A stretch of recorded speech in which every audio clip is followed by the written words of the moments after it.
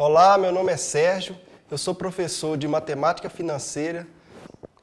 A partir de agora, nós vamos iniciar o nosso curso e tratar do contexto das finanças na história da matemática. No decorrer dessa aula, você irá aprender sobre o que são finanças e educação financeira. Saberá também a razão de utilizar a matemática nesses procedimentos. Quando tratamos de dinheiro e temporalidade, alguns elementos devem ser levados em consideração. Os preços não são os mesmos sempre, eles variam com o tempo. Quando aumenta, temos a inflação e quando diminui, experimentamos a deflação. Investimentos envolvem risco que geram perdas ou ganho de dinheiro. E esses riscos devem ser bem avaliados e levam a incertezas. Não há como saber que tipo de investimento é mais rentável sem um estudo prévio. Utilidade. Se não é útil, deve ser adquirido? Posso conviver sem isso? Oportunidade. Sem dinheiro, as oportunidades podem ser abraçadas? Por isso, é necessária a educação financeira, para estarmos preparados para as oportunidades. A matemática financeira possui diversas aplicações no atual sistema econômico. Muitas situações estão presentes no cotidiano das pessoas e têm ligação imediata com o dinheiro. Seja o fato de ter um pouco de dinheiro, nenhum dinheiro ou muito dinheiro, em todas as situações, ter educação financeira torna-se um fator determinante na ascensão profissional e na saúde financeira, pessoal e empresarial. Existem os financiamentos, e essa prática é muito antiga. Remete às relações de troca entre mercadorias que, com o passar do tempo e diferentes civilizações, evoluíram naturalmente. Quando o homem percebeu existir essa estreita relação entre o dinheiro e o tempo. Processo de acumulação de capital e a desvalorização da moeda levariam intuitivamente à ideia de juros. Isso se realizava basicamente devido ao valor temporal do dinheiro, ou à variação do valor do dinheiro ao longo do tempo. Juros. O conceito de juros surgiu no momento em que o homem percebeu a existência de uma afinidade entre o dinheiro e o tempo. As situações de acúmulo de capital e desvalorização monetária davam a ideia de juros devido ao valor momentâneo do dinheiro. Cada dia, as diferentes moedas têm um valor. Os sumérios, povos que habitavam o Oriente Médio, desenvolveram o mais antigo sistema numérico conhecido. Registrava documentos em tábua de argila. Essas tábuas retratavam documentos de empresas comerciais. Algumas eram utilizadas como ferramentas auxiliares nos assuntos relacionados ao sistema de peso e medida. Havia tábuas para multiplicação, números quadrados, números cúbicos, números exponenciais. As funções exponenciais estão diretamente ligadas aos cálculos de juros compostos e os juros simples à noção de função linear. Eu falo dos sumérios porque existe uma relação da sua escrita antiga com o nosso sistema de numeração atual, que é o sistema indo-arábico. Na época dos sumérios, os juros eram pagos pelo uso de sementes e de outros bens emprestados. Os agricultores realizavam transações comerciais onde adquiriam sementes para efetivar as plantações. Após a colheita, os agricultores realizavam o pagamento através das sementes com a seguida quantidade proveniente dos juros do empréstimo.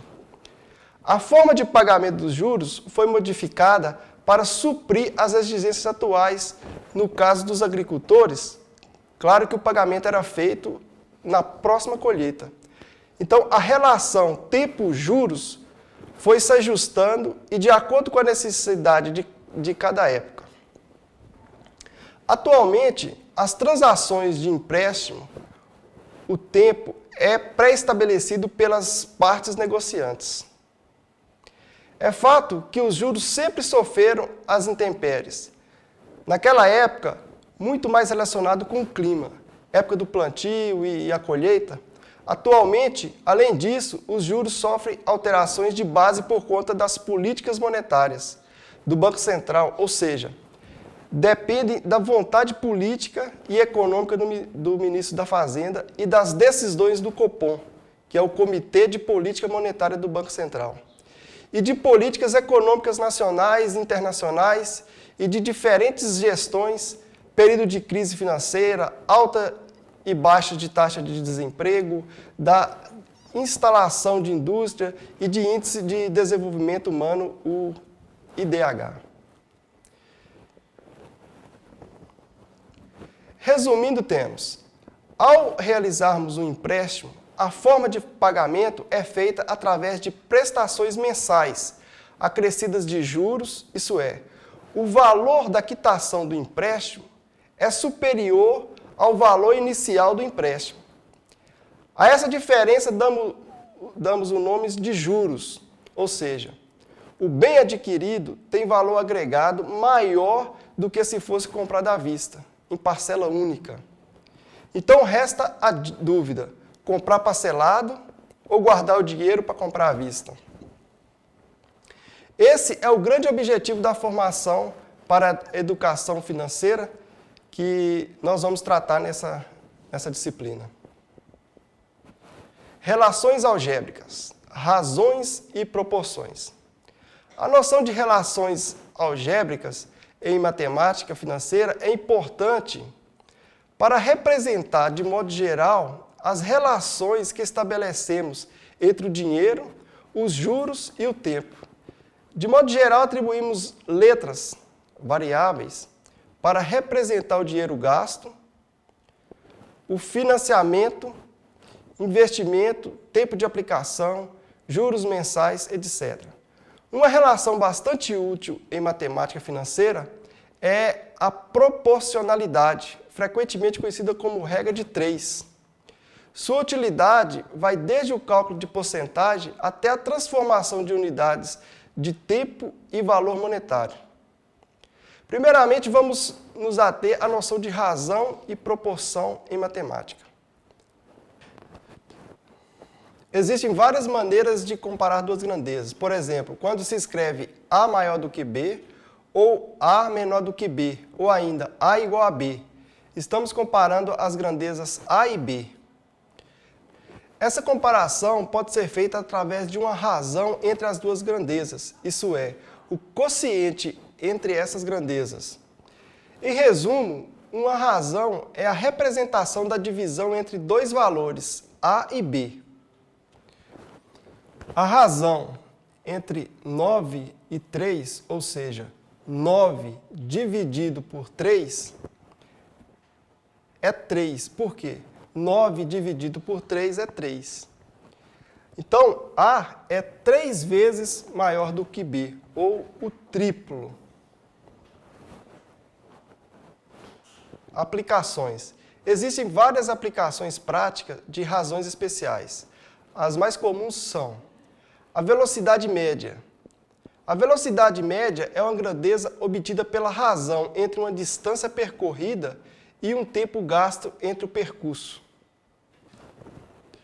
Suponhamos que um carro percorreu 160 km em 2 horas. A velocidade média do carro nesse percurso será calculada a partir da razão. Velocidade média é a distância percorrida dividido pelo tempo gasto no percurso. Então, a velocidade média desse carro é 80 km por hora. O que significa que em uma hora o carro percorreu 80 km. Escala também é um exemplo. Então, escala é a comparação, através da razão, entre o comprimento observado no desenho, no mapa, por exemplo, e o comprimento real correspondente. Ambos têm que estar na mesma medida. Então, escala é a razão entre o comprimento do desenho e o comprimento real. O cálculo da densidade demográfica, também chamada de população relativa de uma região, é também uma razão entre duas grandezas. Ela expressa a relação entre o número de habitantes e a área de uma região. Um município ocupa a área de 100 mil quilômetros quadrados e, de acordo com o censo realizado, tem população aproximada de 5 mil habitantes. Qual a densidade demográfica desse município? Então, a densidade demográfica é uma razão. 100 mil habitantes dividido por 5 mil habitantes. Então, a razão de 100 mil para 5 mil é 20 habitantes por quilômetro quadrado. Isso significa que, para cada quilômetro quadrado, esse município tem 20 habitantes. Para o nosso caso mais específico de finanças, um exemplo de razão é relacionar a noção de razão com a transformação de frações em números decimais. São os números com vírgula. Veja alguns exemplos.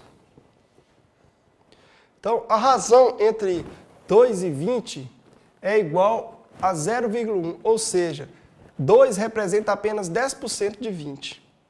A razão entre 3 e 12 é igual a 0,25.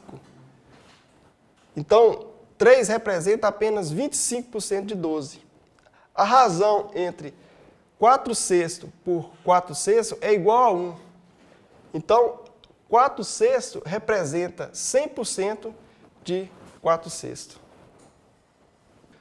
A razão facilita o entendimento de alguns problemas, até mesmo financeiros, do dia a dia. Por exemplo, se temos informações de que um produto que queremos comprar aumentou R$ 25, como sabemos se o aumento foi significativo? Se o produto valia R$ 1.000, devemos achar a razão de 25 para 1.000. Essa razão é igual a 0,025, ou seja, 2,5%. Sabemos que o produto aumentou em 2,5%.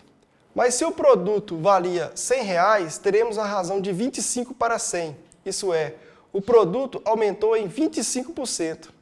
Com esse modo de analisar os valores, podemos tomar a decisão financeira de comprar ou não o produto. Mas vale ressaltar que, nesse caso, não estamos levando em consideração outros fatores que ajudariam na decisão, como os juros, os riscos e os chamados custos de oportunidade de capital. Esses fatores veremos depois. As situações apresentadas destacam a linguagem mais utilizada nas finanças como um todo, que é a porcentagem. Revendo os conceitos de potencialização. A ideia de potenciação pode ser explicada quando usamos a seguinte situação no lançamento de dados. Quando lançamos 2 dados consecutivos, podemos obter o seguinte resultado. O primeiro dado sai com 1 e o segundo com 1. O primeiro dado com 2 e o segundo com 1. E assim por diante, até o primeiro dado com 6 e o segundo dado com 6. Assim, teremos 36 resultados possíveis nesses lançamentos. No primeiro dado, se consegue 6 possibilidades. No segundo dado, 6 possibilidades, ou seja, 6 vezes 6, também 6 elevado a 2, que é igual a 36 possibilidades. Se utilizarmos 3 dados, teremos 6 oportunidades no primeiro, 6 no segundo, 6 no terceiro, e que daria 6 elevado a 3 e 216 oportunidades. E se lançarmos uma quantidade N de dados, nós teremos 6 elevado a N possibilidades. Dessa maneira, podemos definir potência como um produto de fatores iguais, ou seja, uma multiplicação de números iguais. Então, a potencialização é uma multiplicação de números iguais, e onde n é o expoente e o resultado é a potência. Por exemplo, menos 2 elevado a 2 é igual a menos 2 vezes menos 2, que é igual a 4. Menos 3 elevado a 3 é menos 3 vezes menos 3 vezes menos 3, que é igual a menos 27. 4 elevado a 4, 4 vezes 4 vezes 4 vezes 4, que é igual a 256. E assim por diante. Então, existem algumas regras práticas para se fazer essa multiplicação. Quando temos um número elevado por um expoente par, o resultado vai ser positivo. Quando temos um número ímpar elevado a um expoente par, vamos ter também um número positivo como resultado. Se o número positivo for elevado a um número ímpar, teremos um resultado positivo. E se o número negativo elevado a um expoente ímpar, nós teremos o resultado, um número negativo. Então veja essa sequência. 2 elevado a 3 é igual a 8. 2 elevado a 2 é igual a 4. 2 elevado a 1 é igual a 2. 2 elevado a 0 é igual a 1. 2 elevado a menos 1 é igual a meio. Então, com esses resultados, nós podemos concluir e indicar alguns casos particulares. Primeiro, toda potência de expoente 1 é igual à base. 2 elevado a 1 é igual a 2. Toda potência de expoente 0 é igual a 1. 2 elevado a 0 é igual a 1. E toda potência de expoente negativo é igual ao inverso da potência de expoente positivo. Ou seja, 2 elevado a menos 1 é igual a 1 dividido por 2. Ou seja, 2 elevado a menos 1 é igual a meio. E podemos também estudar as propriedades das potências. São casos particulares da potência. Então, A elevado a N vezes A elevado a N é igual a A elevado a M mais N. Olha o exemplo. A elevado a 2 vezes A elevado a 3 é a mesma coisa de A vezes A vezes A vezes A vezes A.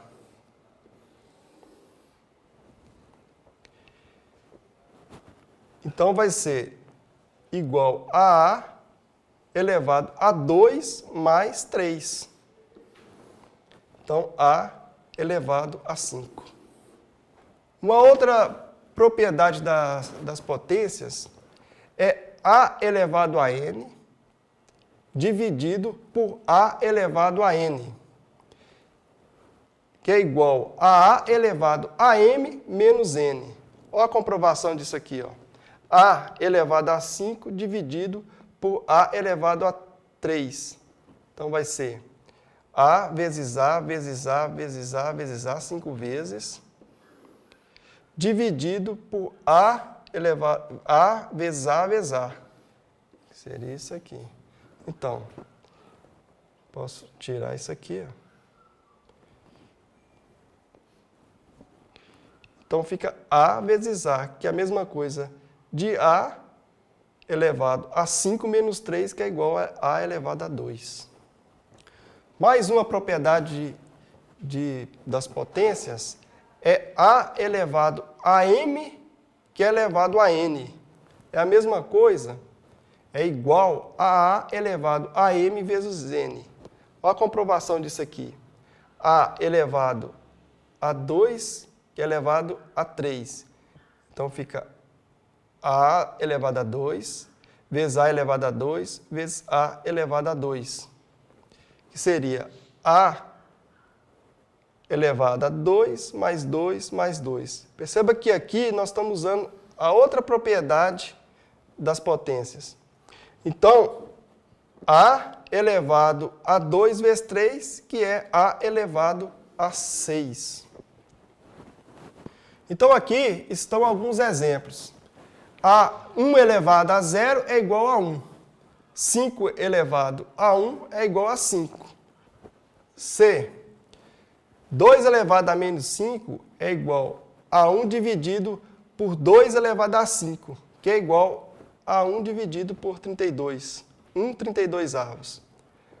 2 elevado a 2 vezes 2 elevado a 3 é 2 elevado a 2 mais 3.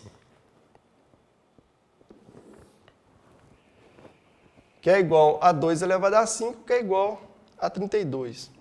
2 elevado a 3 dividido por 2 elevado a 2 é igual a 2 elevado a 3 menos 2, que é igual a 2 elevado a 1, que é igual a 2. E por último, 2 elevado a 2 elevado a 3 é igual a 2 elevado a 6, que é igual a 64. Porcentagem. Porcentagem trata-se de uma linguagem amplamente difundida e é um senso comum entre a população de que se trata de um modo de comunicação com vista em representar a parte de um todo de 100 unidades. Por causa dessa importância, vamos ver alguns exemplos da representação em porcentagem versus a representação em forma de razão e o equivalente em decimal. Note que a tabela traz diferentes situações que são representadas pelos mesmos conceitos de metade. Porém, cada situação exposta pede uma diferente representação. Por exemplo, seria adequado dizer emagreça 50% de 1 kg por dia?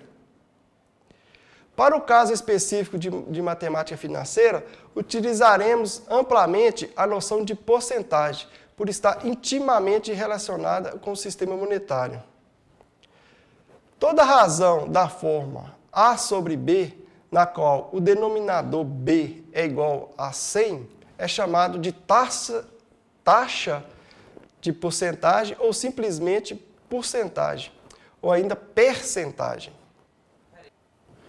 Um fichário tem 25 fichas numeradas, sendo que 52% dessas fichas são etiquetadas com o número par. Quantas fichas tem a etiqueta com o número par e quantas fichas tem a etiqueta com o número ímpar?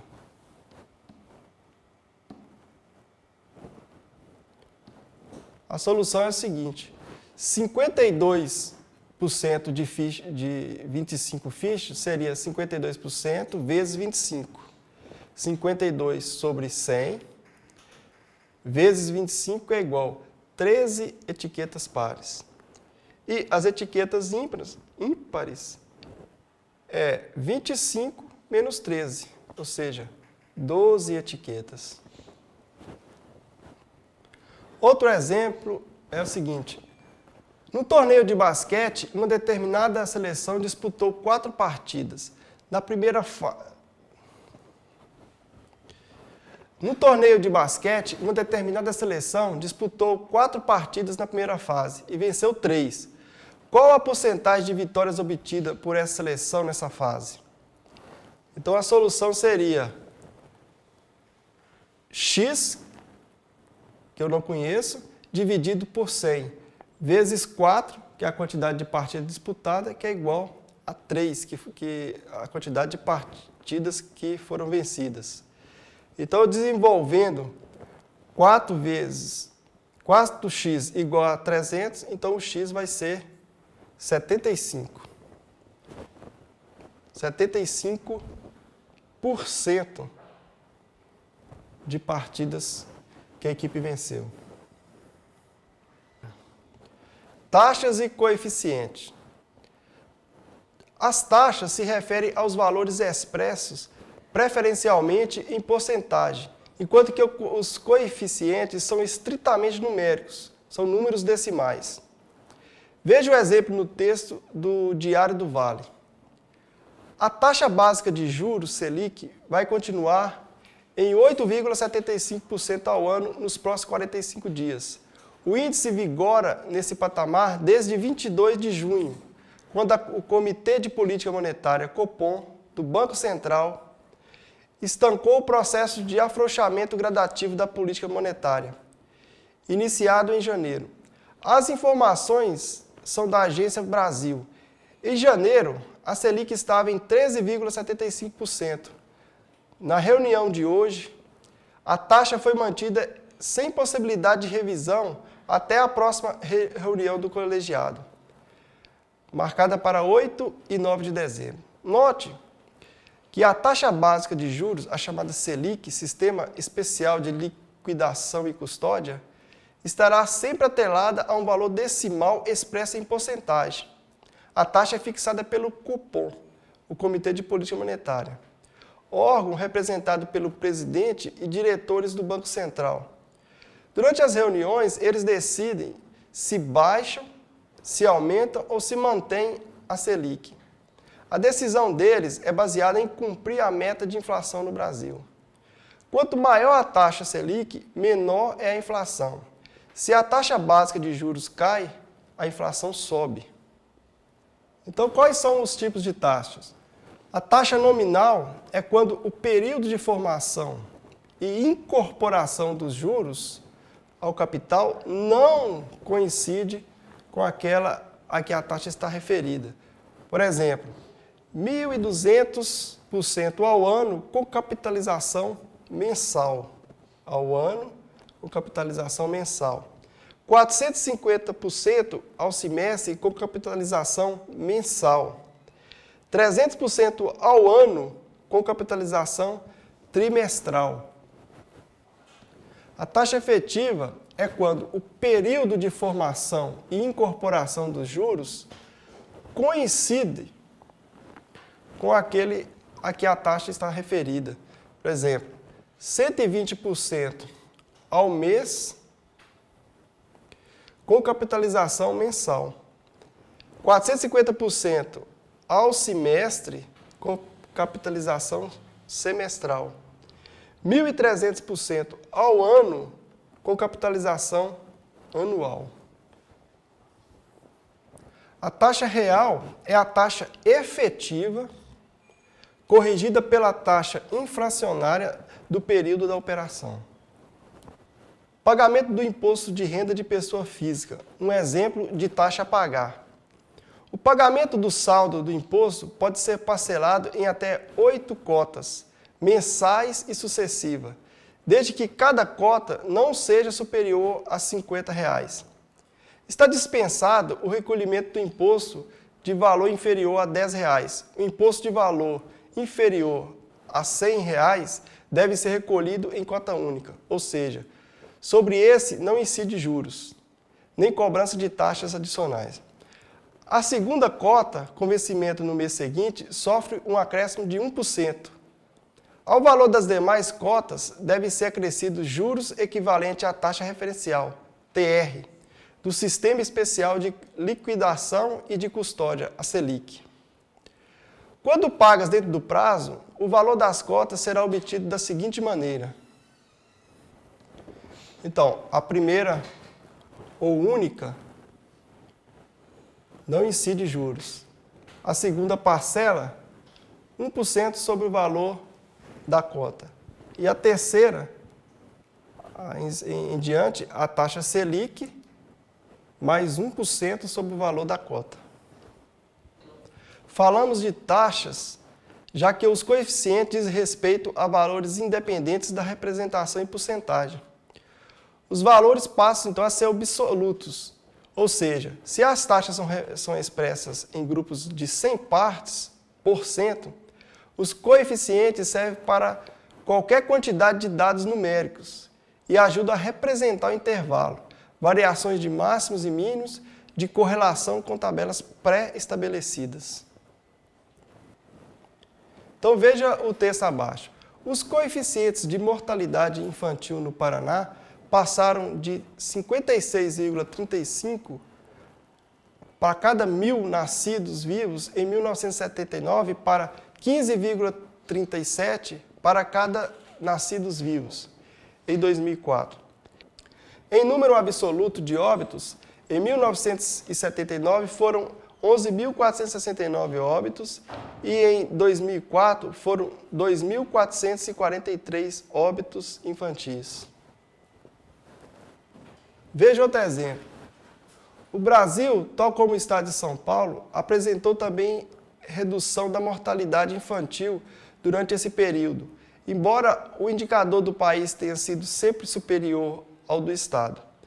Enquanto, por exemplo, o coeficiente de mortalidade infantil brasileiro é estimado pelo Instituto Brasileiro de Geografia e Estatística, IBGE, em 116 no ano de 1965, o coeficiente paulista para o mesmo ano é de apenas 73. Veja que nós estamos falando em coeficiente. Veja que nós estamos falando em coeficiente. E quando esses coeficientes, esses números são expressos em razão por 100, aí nós estamos passando a falar em porcentagem. Então aqui terminamos a nossa primeira videoaula. Espero contar com a participação de todos na próxima. Muito obrigado.